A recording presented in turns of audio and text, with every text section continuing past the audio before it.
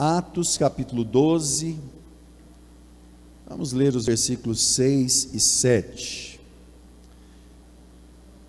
Já preguei algumas vezes sobre esse episódio, mas de um prisma totalmente diferente do que eu vou falar hoje. Hoje nós estamos falando da campanha da travessia, e eu nunca usei essa passagem bíblica para falar sobre uma transição ou uma travessia na nossa vida. Diz assim a palavra do Senhor: E quando Herodes estava para o fazer comparecer, nesta mesma noite estava Pedro dormindo entre dois soldados, ligado com duas cadeias, e os guardas diante da porta guardavam a prisão. E eis que sobreveio o anjo do Senhor, e resplandeceu uma luz na prisão, e tocando a Pedro na ilharga, o despertou, dizendo: Levanta-te depressa. E caíram-lhe das mãos as cadeias. Glória a Deus. Meus irmãos, essa é uma passagem que eu gosto muito. Antes de entrar no contexto aqui, eu quero apenas dizer que a nossa vida, ela é feita de ciclos. E mais, antes de ter o momento da pregação aqui, quase que eu entro no assunto que eu vou falar, agora eu deixei para esse momento. Deus abençoe a irmã Sônia. É que, na realidade, todos nós buscamos um porto seguro na nossa vida. Acontece que enquanto estivermos nessa vida, nós somos peregrinos. Por isso que Deus chamou Abraão e mandou que ele habitasse em tendas. É para mostrar justamente o fato de que nesta terra nós peregrinamos. A nossa morada verdadeira e definitiva é a eternidade com o Senhor, é a glória, é a presença de Deus, não é? Estando nós num corpo glorioso após o arrebatamento da igreja, enfim. Então tem muitas pessoas que de alguma forma fazem algo, conquistam algo na vida e ficam estagnadas. Falam: não, eu já nem pensei que eu ia chegar onde eu estou, está bom demais. Outras pessoas, claro, incansavelmente, correm atrás de mais, e a Bíblia mostra que nós precisamos ter o equilíbrio. Nós não precisamos, ou não podemos, melhor dizendo, nos estagnar, e nem podemos também passar a vida inteira correndo em busca de algo que é inalcançável. Não lembro se foi o profeta Joel que fala a respeito da pessoa que busca e parece nunca encontrar. É como se ele colocasse aquilo que ganha num saco sem fundo, quer dizer, nunca vai encher. Então, eu sempre tenho um lema comigo: eu sou totalmente satisfeito com a minha vida, mas também totalmente inconformado. Mas eu sou satisfeito, mas eu também sou inconformado. Então nós precisamos entender, a nossa vida é feita de ciclos. Por que eu estou falando sobre isso? Citei Abraão, porque Pedro, ele está no momento de fazer uma travessia que ele não sonhava fazer. Pedro não sonhava fazer essa travessia que ele fez. Pedro viveu cerca de 3 anos ao lado de Jesus ali, pouco mais ou pouco menos, e era discípulo. Claro, cresceu de uma maneira tal, eu já falei para a igreja, um dia eu conversando com um pastor amigo meu, que é professor de grego, e ele lê muito bem grego. A Bíblia que ele manuseia no culto é em grego, ele lê muito bem, entende muito de grego. E eu falei para ele: rapaz, eu não entendo de grego assim, mas eu fico imaginando que as cartas de Paulo deveriam ser muito bem escritas, né? Paulo tão lapidado, tão polido, tão preparado. Ele falou: pastor, e se eu te disser que as cartas de Paulo são uma das cartas mais simples, de linguagem mais popular. Eu falei, sério? E qual é a melhor? Ele disse, a melhor é Hebreus, a mais rebuscada. Algumas pessoas até atribuem a carta de Hebreus a Paulo, né? Outros a Barnabé, outros a Apolo, enfim, ninguém chegou a um consenso.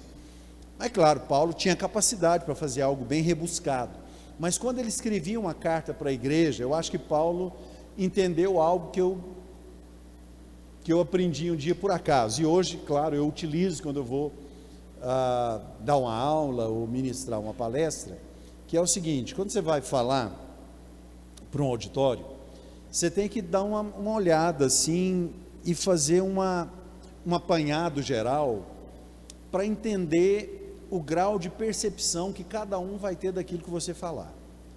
Se você tem aqui, sei lá, umas 20 pessoas, e você tem uns 2 ou 3 aqui que são, não é, sei lá, entende até de física quântica, você fala, opa, eu vou falar para aqueles 2 entenderem ali, como se eu entendesse alguma coisa de física quântica, né? Você vai falar para aqueles 2 entenderem, os outros vão ficar, não é? Então Paulo, ele escrevia cartas para a igreja, e ele falava de uma forma bem popular. Aí, então, primeiro é Hebreus, e depois de Hebreus, o que vem? Ele falou assim, as de Pedro. Eu falei, sério? Pedro, o rude pescador? Pedro. Então Pedro se tornou um grande escritor, e um escritor com linguagem bem rebuscada. Claro, depois do convívio que ele teve com Jesus, e se aprofundou ali, com certeza, no estudo das Escrituras, enfim, e assim é a vida, né? Mas até então, nesse momento que nós lemos aqui, havia por parte dos judeus uma gana muito grande para que os chamados, ainda não eram chamados cristãos, porque os seguidores de Cristo foram chamados primeiro de cristãos lá em Atos 26, acho que 26:12, quando eles estavam na Antioquia, e Paulo passou um ano ali numa cidade, não lembro se com Barnabé ou com Silas, e depois de um ano lá, eles começaram a serem chamados de cristãos. Mas havia no meio dos judeus uma rixa e uma raiva muito grande daqueles que eram denominados ou taxados de seguidores de Cristo, porque eles minavam no entendimento dos judeus a plenitude da lei de Moisés. Então havia, não é, uma busca, eu não vou chamar de legítima, porque nós precisamos ter cuidado quando o ódio toma conta, e o ódio tomou conta do povo judeu contra os que seguiam a Cristo ali. Então cada vez que um governante matava um seguidor de Cristo, principalmente um líder, havia politicamente um ganho muito grande para esses líderes, tanto os romanos quanto os judeus. Então o Herodes tinha matado Tiago, matou Tiago à espada, e a Bíblia diz que o povo gostou, o povo ficou feliz com a morte de Tiago, e Pedro estava na fila, ele estava na prisão, e claro, se o povo gostou, e isso chega ao conhecimento de Pedro, enfim, Pedro sabia, eu estou aqui, né, no corredor da morte, eu vou ser executado, e de alguma forma, talvez, vá saber o que se passava no coração de Pedro, mas Pedro adormeceu naquele momento. Eu penso, talvez por ter estudado psicologia, mas antes de estudar psicologia, eu penso que talvez Pedro estivesse adormecido, porque ele estivesse depressivo.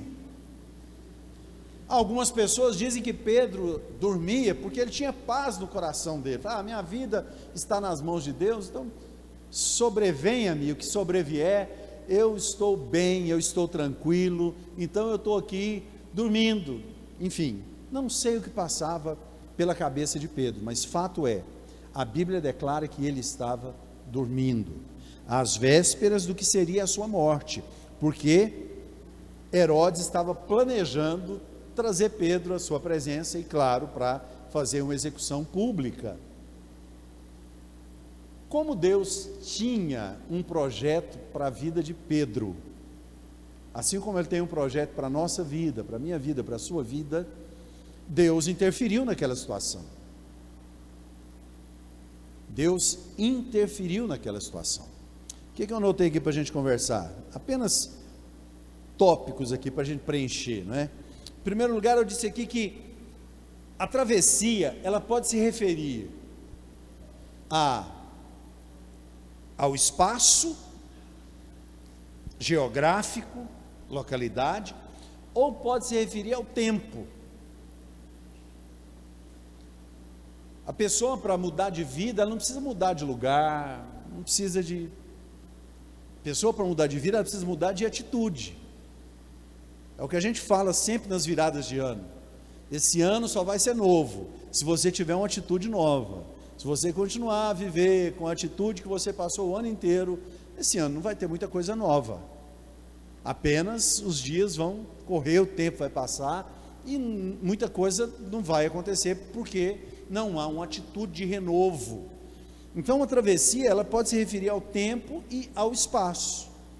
No caso de Pedro, ela se referia bem à questão do tempo. Pedro, com certeza, deveria ter já entregue a sua alma ao Senhor, fazendo aquela oração que Elias fez ali embaixo do pé de zimbro, quando Jezabel pediu a cabeça dele, ordenou que ele fosse morto. Ele falou: Senhor, eu não sou melhor do que os meus pais, tempo para mim acabou, né? eu quero partir, eu não quero mais viver aqui, não tem mais nada para eu fazer. Ele vai para a caverna, depois que o anjo aparece para ele naquele momento, e se esconde numa caverna. Deus passa: Elias, o que você está fazendo aí, escondido? Ele fala: só ficou eu só restou a minha pessoa. Deus falou: não, Pedro, não, Elias, eu tenho separado para mim 7.000 homens que não se dobraram diante de Baal. Essa é uma resposta bíblica para o nosso sofrimento, muitas vezes, de achar que nós estamos sozinhos. Você não está sozinho. Assim como Deus tem reservado a sua vida, Deus tem reservado pessoas para adorar o seu nome, para servi-lo, pessoas que muitas vezes padecem lutas, dificuldades, e que às vezes, como Pedro, pode até achar que o tempo acabou. Pedro de repente podia ter dito: Senhor, eu já tive tanta experiência boa, andei por cima das águas, não é? Fiz tanta coisa que ser humano nenhum experimentou. Eu acredito que se eu for agora, eu vou numa hora boa, de alguém que já teve muitas experiências. Mas essa era a cabeça de Pedro, e muitas vezes a nossa cabeça também é assim. Muitas vezes nós temos uma tendência de querer desistir, nós temos uma tendência de pensar: não, do jeito que está bom. E eu digo para você, essa não é a visão de Deus para nós, jamais. Deus quer que nós cheguemos a determinado ponto, e até tomemos um fôlego ali, mas que nós possamos crescer a partir do ponto que nós estamos, em qualquer época da nossa vida. Então, nesse caso, a travessia de Pedro se referia ao tempo. Ele achou que o tempo dele havia acabado, mas Deus tinha para ele uma missão muito maior do que ele poderia imaginar. Então, eu quero que você olhe para a sua vida, nessa campanha que você está fazendo. E essa campanha, ela é uma campanha didática e é uma campanha de fé. Claro que nós estamos intercedendo. Na última quarta-feira desse mês, nós vamos dar o olhinho que eu prometi para você, ungir qualquer área da sua vida que você queira que fique no passado, que você sente que te prende. Uma das razões que me levaram a escolher esse texto é porque domingo eu fui citar aqui, domingo ou quarta, né? Domingo quem pregou foi não, mas acho que domingo mesmo, eu falando sobre a campanha, eu falei que eu não sabia o nome daquela bola de ferro que eles colocavam na perna dos presos ali, ou dos escravos. A gente vê isso muito naqueles filmes americanos, aqueles uniformes listrados e o povo quebrando pedra ali, mas são grilhões, sim. Na realidade, grilhões são correntes presas a alguma coisa, a algemas, ou a um peso, ou a uma estrutura fixa, mas tudo isso são grilhões que nos prendem. E eu disse que muitas coisas que nós carregamos como peso morto na nossa vida se tornam uma bagagem muito pesada para carregar. e às vezes é mais fácil estacionar, eu não consigo andar com esse peso que está sobre os meus ombros, eu não consigo caminhar com esse fardo. Então esse óleozinho que nós vamos dar para você no último dia da campanha, é para você, e nós vamos estar orando, e eu quero que você ore também, para que o Espírito Santo traga luz na sua mente, para que você perceba aquilo com que você precisa romper. Tem coisas que a gente precisa romper com elas, situações, sentimentos, medos, frustrações, são coisas que a gente carrega como peso morto, e a gente vai se cansando, se cansando, se cansando, se cansando.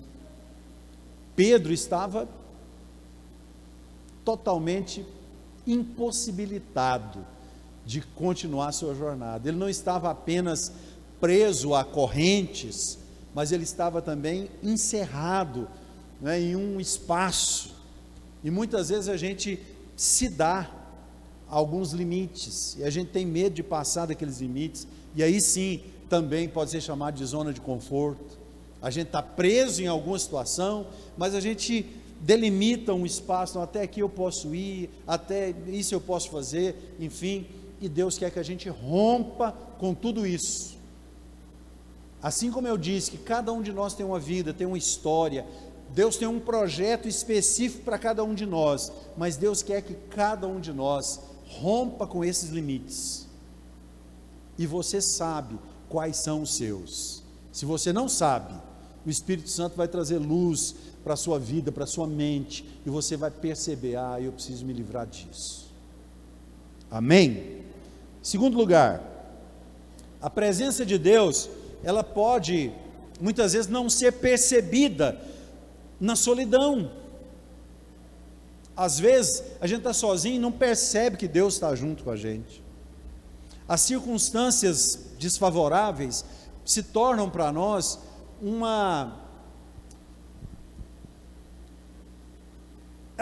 ela faz com que haja como que uma neblina à nossa volta, e a gente não consegue enxergar muito bem, a gente não consegue ver muito bem, a gente não sabe muito bem a direção, qual direção seguir. Nesses momentos, às vezes nós temos aquele ataque de Satanás, o mesmo ataque que ele impetrou, né, contra a vida de Jesus ali no deserto, quando depois de ter jejuado 40 dias, ele teve fome, e naquele momento Satanás aparece e fala: se tu és o Filho de Deus, manda que essas pedras se transformem em pães. Esses momentos, essas circunstâncias difíceis, são um cenário favorável para que o inimigo venha nos tentar, e há muitas vezes uma tendência nossa de não perceber a presença de Deus. Eu me lembro que eu preguei sobre esse texto de Pedro, e eu imaginei a cela de Pedro, um lugar escuro, úmido, talvez cavado numa rocha, talvez num subterrâneo. Paulo e Silas, alguns pregadores visitam lá Jerusalém, enfim, e aquela região ali, e dizem que eles estavam numa espécie de calabouço, um buraco, tipo um bueiro, por onde eles desciam os presos, e claro, umidade, fedor, falta de iluminação, a gente não sabe, mas sempre que eu falo sobre esse texto, eu fico imaginando, já pensou, você está num quarto escuro, e alguém acende uma luz, a nossa tendência é fechar ainda mais as pálpebras assim, e reclamar com alguém: você não está vendo que eu estou, apaga essa luz aí. Agora o anjo aparece lá dentro da prisão, o anjo aparece dentro da prisão, e Pedro parece não perceber a presença dele. Às vezes, Deus aparece no lugar da nossa luta, Deus aparece no lugar da nossa dificuldade, e às vezes, por conta da situação, talvez por conta do nosso foco não estar no Senhor. Paulo nos orienta muito bem, não é? O meu alvo, o meu foco é o Senhor. Os meus olhos estão apontados para o Senhor.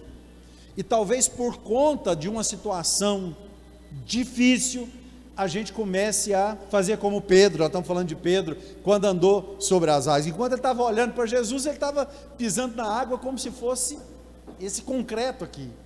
Mas quando ele olhou o vento, quando ele olhou a tempestade, ele começou a afundar.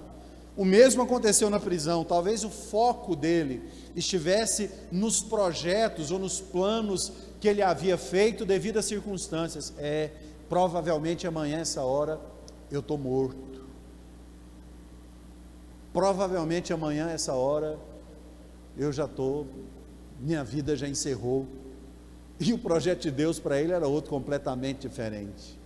Então, às vezes, nós temos a tendência de não perceber a presença do Senhor, mas nós não podemos deixar de ouvir a sua voz. O anjo chegou, Pedro não reagiu. O que o anjo fez? A palavra ilharga é costela.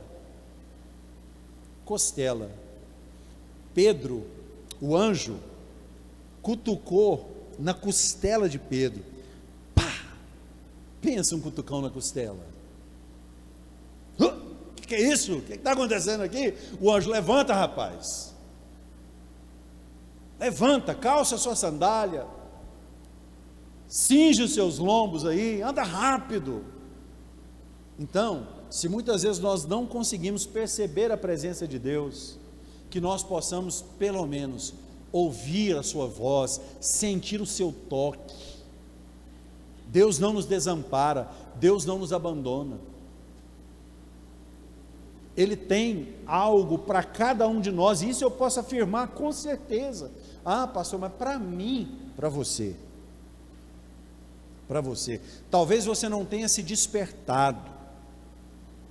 Eu já devo ter conversado isso aqui com vocês, mas eu gostei demais de uma entrevista que eu vi quando o Jô Soares tinha programa ainda. Acho que muita gente conhece a história dessa pessoa. Eu mesmo já devo ter contado, não sei, aqui na igreja, mas eu vi essa entrevista e eu fiquei pensando, meu Deus, um cara chamado Davi, morador de rua, acho que em São Paulo, não sei se casou, vivia com uma mulher, também na rua. A mulher dele ficou grávida, eles viviam de pedir alguma coisa, de fazer alguma coisa. A mulher dele ficou grávida, não tinha mais, estava gravidez, a barriga crescendo ali, e ele não podia deixar ela sozinha e tal. Ele teve uma ideia, foi nos atacadão desse da vida, comprou um chocolatezinho, e em vez deles saírem, eles ficavam em algum lugar parado, e ele vendendo chocolate e tal, minha mulher grávida, tal, começou a juntar um dinheiro, comprou uma banquinha de qualquer coisa lá, logo ele estava vendendo doce, vendendo não sei o que, logo ele começou a ganhar muito dinheiro vendendo essas coisas, por padrão que ele tinha de vida. Mas hoje o cara é rico. Rico por quê? Porque alguém comprando um chocolate dele, escutou a história dele, falou, rapaz, como é que você comprou isso aqui, como é que veio para ele? Ele contou a história dele, falou, sério? Não, é o seguinte, eu mexo com palestra, esse tipo de coisa, eu quero que você comece a dar palestra motivacional, você vai contar a sua história. E o cara começou a arrumar os eventos para ele ir e contar a história dele, e isso entra dinheiro, irmão, isso é caro, né? Começou a entrar dinheiro, aí surgiu palestra para o cara nos Estados Unidos, ele começou a dar muita palestra nos Estados Unidos, o Davi, aí ele mudou o nome dele, né, falando para o Jô Soares, mas seu nome não é David? O Jô Soares falou, não, meu nome é Davi, mas como eu estava dando muita palestra nos Estados Unidos, estava difícil os outros me chamarem de Davi, eu mudei meu nome para David, agora é David. Isso é uma transição. Talvez você olhe e fale assim, nós precisamos olhar para o Senhor, e de repente precisamos levantar um clamor de Raquel, né? Raquel olhou e falou assim, Senhor, dá-me filhos, senão eu morro. Você pode dizer, Senhor, me dá um projeto de vida, senão eu morro. E entenda para o projeto de vida, irmãos, aquilo que eu tenho falado para a igreja. Não estou falando para você empreender e montar um negócio grande, não, mas pode fazer isso também. Mas seja qualquer coisa que te faça evoluir do lugar onde você está hoje. Essa campanha é para que a gente possa ter um segundo semestre de 2021 de uma maneira em que a gente vai sair da estagnação ou do lugar que a gente está, mesmo tendo conquistado alguma coisa, mas sabendo que Deus tem mais para a sua vida, Deus tem mais para a sua família, em todos os âmbitos, espiritualmente, financeiramente, sentimentalmente, profissionalmente. Deus tem mais para você. Ah, pastor, o que que eu faço? Eu vou dizer isso aqui, eu acho que aqui todo mundo é feliz, mas sabia que tem gente na igreja que não é feliz, que faz parte de uma igreja, participa do momento do louvor, ouve a palavra, é dizimista e não é feliz? Quem sabe você pode empreender isso. Eu quero experimentar esse sentimento de gozo, de alegria, de paz, que eu vivo cantando aí, nos cânticos que a igreja projeta ali para a gente cantar, que eu vivo ouvindo nas pregações que eu ouço, que o pastor prega, ou que eu ouço em algum lugar, essa alegria na alma que parece que eu não sinto. Esse é o meu projeto, eu vou me tornar alguém feliz. É um grande projeto, e não precisa ser uma coisa só não, pode ser muita coisa. Quero melhorar minha qualidade de vida, irmãos, é com você, mas você precisa ouvir a voz do Senhor no meio da tribulação. E eu concluo com aquilo que é o ponto dessa mensagem que eu estou trazendo para você. No mundo espiritual, uma ação também provoca uma reação. Essa lei de Newton, né? Toda ação provoca uma reação proporcionalmente, né?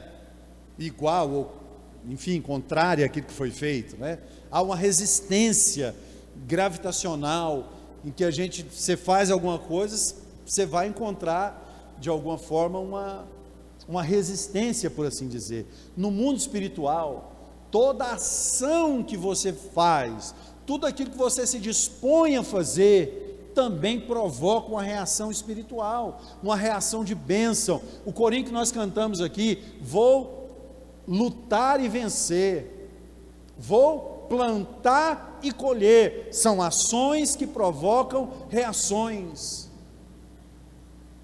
Mas toda luta do crente termina em vitória? Irmãos, eu digo que sim, porque às vezes até quando você acha que você perdeu alguma coisa, que você estava lutando e parece que o resultado foi derrota, você pode ter certeza que Deus vai te dar uma vitória e uma bênção a partir daquela situação. Você pode ter certeza, vai te restituir, vai te abençoar, enfim, você tem que colocar isso na sua cabeça. Toda ação provoca uma reação. No mundo espiritual também é assim. O anjo falou para Pedro: Pedro, levanta. E no momento em que Pedro se levantou, as cadeias caíram das suas mãos. Por quê? Porque se Pedro resolvesse falar para o anjo assim, mesmo com a ordem das cadeias caírem, quer saber, anjo, eu vou continuar deitado, eu não vou fazer nada, as cadeias não iriam cair. Por quê? Porque ele não precisaria estar livre para ficar deitado, preso do jeito que ele estava tudo bem. Mas para que Pedro tivesse a transição daquela situação que ele estava, para se tornar o grande líder da igreja, ele sair da condição de discípulo para assumir a posição de liderança. Pedro foi um dos grandes líderes da igreja, um dos grandes, né? Houve outros ali contemporâneos a ele, inclusive Paulo também, mas ele foi um dos grandes líderes, ao ponto de sair daquela prisão e ir para a praça pública, sem temer a própria vida, pregar o evangelho e milhares de almas se converterem ao Senhor. Tudo porque o anjo diz assim: levanta. E aquele mesmo homem que estava há minutos atrás, quem sabe segundos atrás, com um pensamento de derrota, com um pensamento de entrega, com um pensamento de desistência, ele então ouve a palavra do Senhor dizendo: levanta-te, e ele resolve obedecer. Nada havia mudado ainda na vida dele, ele continuava acorrentado, continuava dentro de uma cela, mas segundo uma palavra liberada sobre a vida dele, ele resolveu promover uma ação, né? Ele se levantou, e quando ele se levanta, as cadeias não o seguraram mais. Todas as vezes que nós atendemos a voz do Senhor na nossa vida, e eu quero que você entenda, essa campanha é uma direção de Deus para nós, tanto pessoalmente, para a nossa família, como para a nossa igreja, de um modo geral. A pastora Liliane, que me conhece há um pouco mais de tempo, uns 30 e poucos anos aí, ela sabe que todas as vezes que eu tenho um repente assim, que vem um negócio espiritual, e Deus faz a coisa acontecer. E eu digo, na nossa vida vai acontecer. E como pastor da igreja, eu digo, na sua vida também vai acontecer. Mas você precisa ficar atento. Primeira coisa, no reino espiritual, já dei uma dica, eu vou terminar com uma segunda dica. Eu acho que é Isaías no capítulo 1, não sei se é o versículo 9, mas você encontra para mim: se quiserdes e me ouvirdes, comereis o melhor dessa terra, ou o bem dessa terra. Não sei se é Isaías no capítulo 1 mesmo.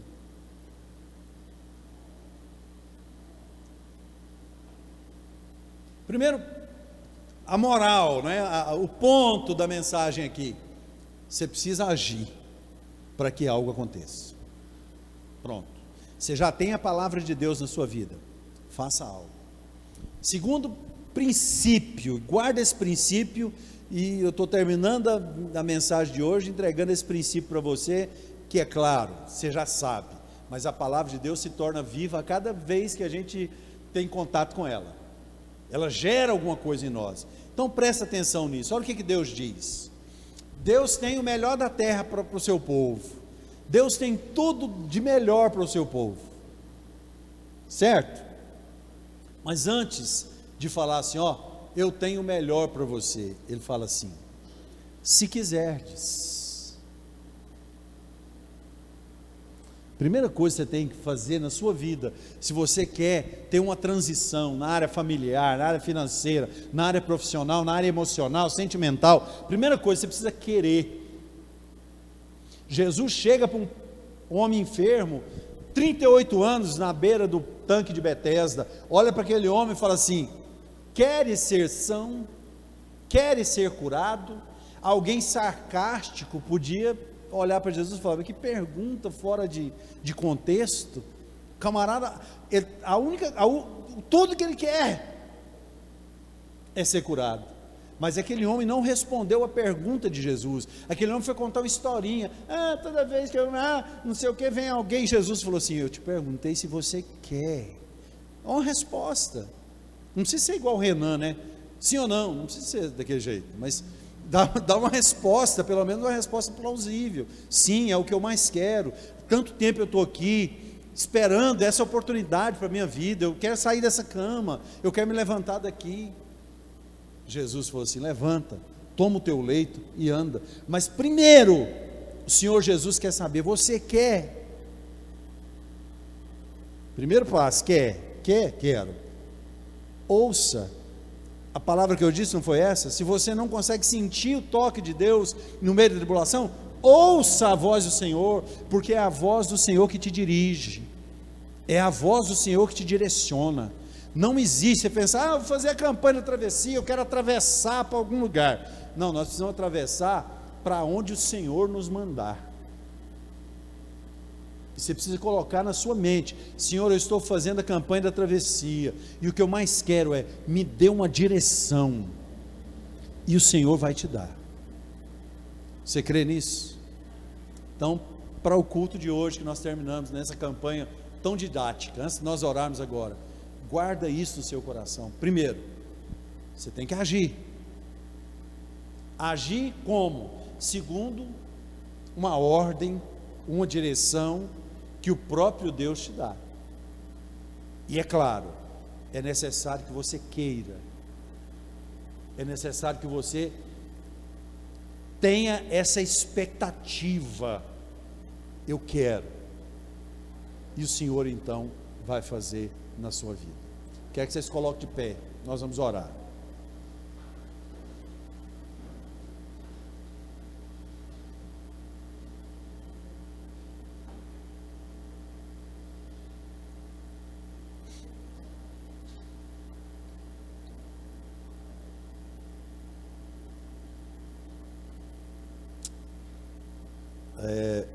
Os irmãos, acho que alguns sabem, outros não, né?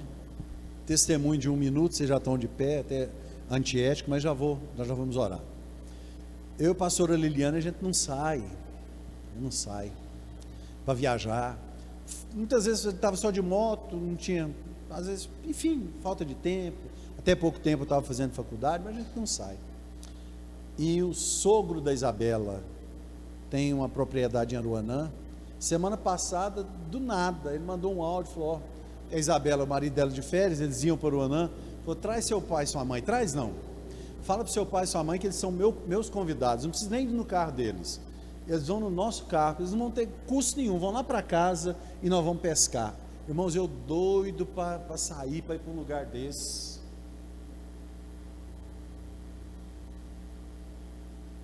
Fui lá, irmãos. A gente acaba gastando alguma coisinha, porque pagar uma isca, fazer alguma coisa, a pessoa, não precisa de nada não, mas a gente fica, né, o homem ainda tem essas coisas, comprar uma isca, outra coisa.